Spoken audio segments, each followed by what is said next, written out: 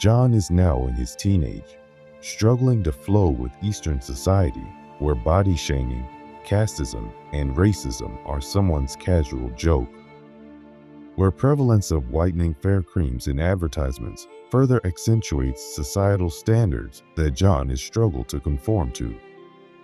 In the midst of such unfair treatment from those around him, John faces the arduous task of maintaining his identity and self-worth in a society that sometimes seems to prioritize conformity over individuality.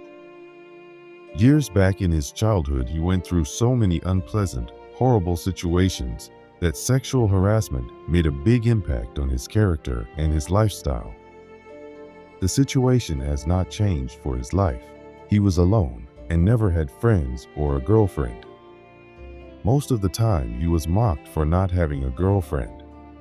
He tried for a girlfriend and he approached, but he was ignored or not shown interest in him.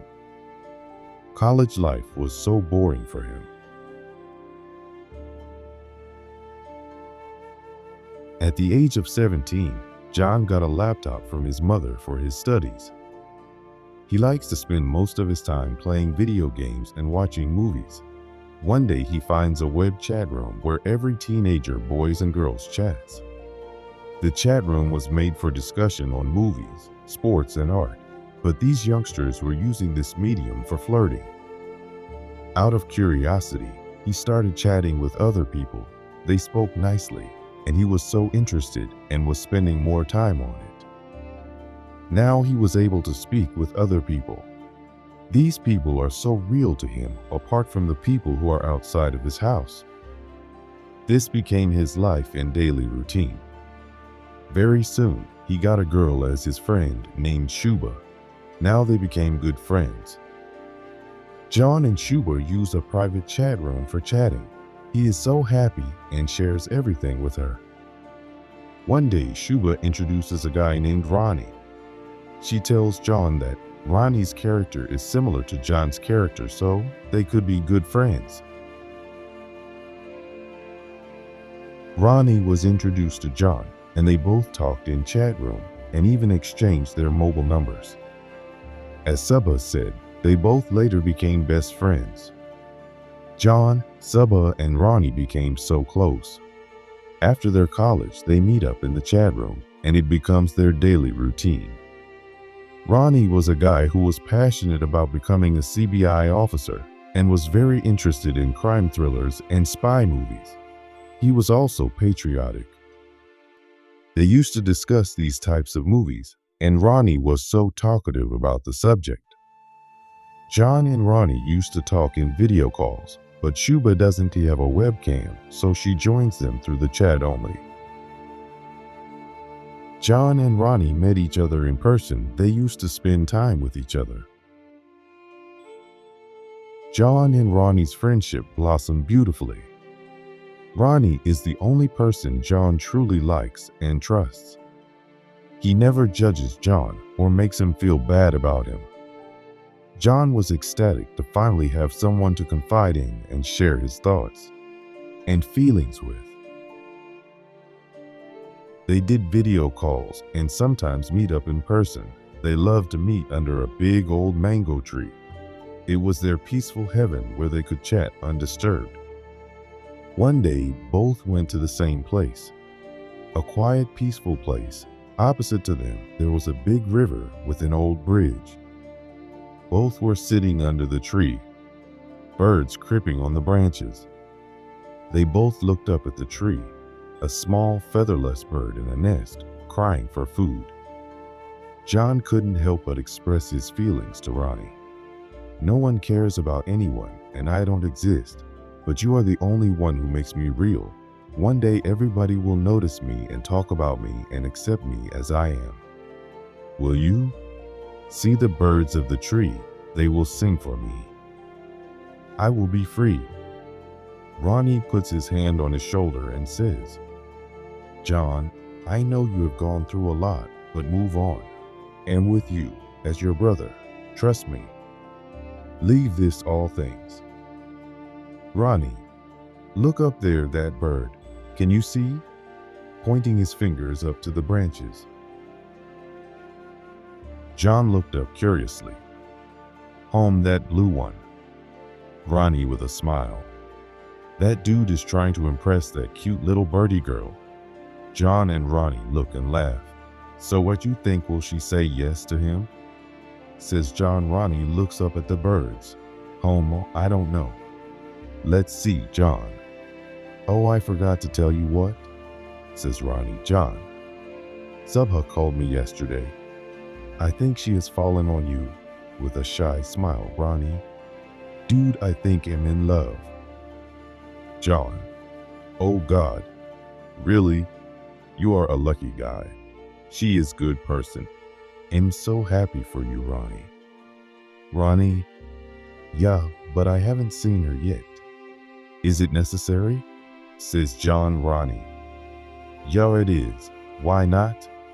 John, what if she just leaves you, Ronny? No, she will not. I have been dating with other girl. They all are the same, but Shubha is not. She is different, and she needs me.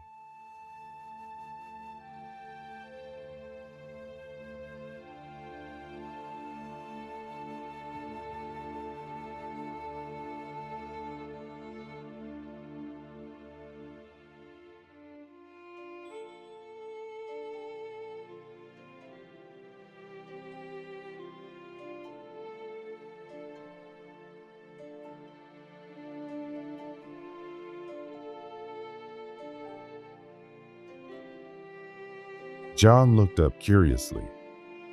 Hum, that blue one. Ronny with a smile. John looked up curiously. Hum, that blue one. Ronny with a smile. That dude is trying to impress that cute little birdie girl. John and Ronny look and laugh. So what you think, will she say yes to him? Says John. Ronny looks up at the birds. I don't know. Let's see, John. Oh, I forgot to tell you what, says Ronny. John, Subha called me yesterday. I think she has fallen on you. With a shy smile, Ronny, dude, I think I'm in love. John, oh God, really? You are a lucky guy. Dating with other girl. They all are the same, but Shubha is not. She is different, and she needs me. I wish you could see her in person, Ronny. John was happy for them, and the relationship went well. Now Ronny was so deeply in love with Shubha. He wants to see Shubha. He asks Shubha to buy a mobile phone or a webcam so that they can see each other, but she tells him to meet her in person. 2 times he plans to meet her, but they can't meet each other because Shubha's parents are so orthodox and she is restricted from going out. Ronny spends much more time with Shubha than John. John asks Ronny to come visit him, but Ronny is not very interested, but is more focused on Shubha. A day in the common chat room, a user named Headshot555 joins. He openly claims he is a hacker /stalker, and he stalks on women and girls, and he is a fetish too. Every chat member took him as a joke and made fun of him. Later that night, Ronny received an email from headshots555@gmail.com that was the same stalker from the chat room. He knows everything about Ronny, and he is spying on him. The stalker writes everything about Ronny's life and his girlfriend. That information was correct. Further, the stalker demands Ronny to send his nude picture to him. Otherwise, he will kidnap and rape and kill his girlfriend Shubha. The stalker gruesomely explains how he is going to rape and kill his girlfriend. He is going to tear every ribs on her chest wide open and watch her heart violently beat to silence. Ronny is frightened and he tells Shubha about the stalker, but Shubha doesn't take it as seriously and asks Ronny to ignore it, because those kind of fake users jokes around in the chat. 2 days after, Shubha disappeared from the chat room. Ronny was so concerned and wretched. He calls John and tells him the entire story. John tells Ronny not to worry, the stalker might be fake and she might be busy with her family or studies. 3 days pass, still she did not come back to the chat room. Meanwhile, a rumor spreads in the common chat roaming that a girl has been kidnapped and raped, and everyone doubts the Headshot 555 user. And Subha is missing from days. Ronny went into a depression of guilt and the loss of his girlfriend. For some relief, he now frequently meets John, and they both spend time with each other. John is sad because he knows Ronny is broken and he is dead serious about his relationship.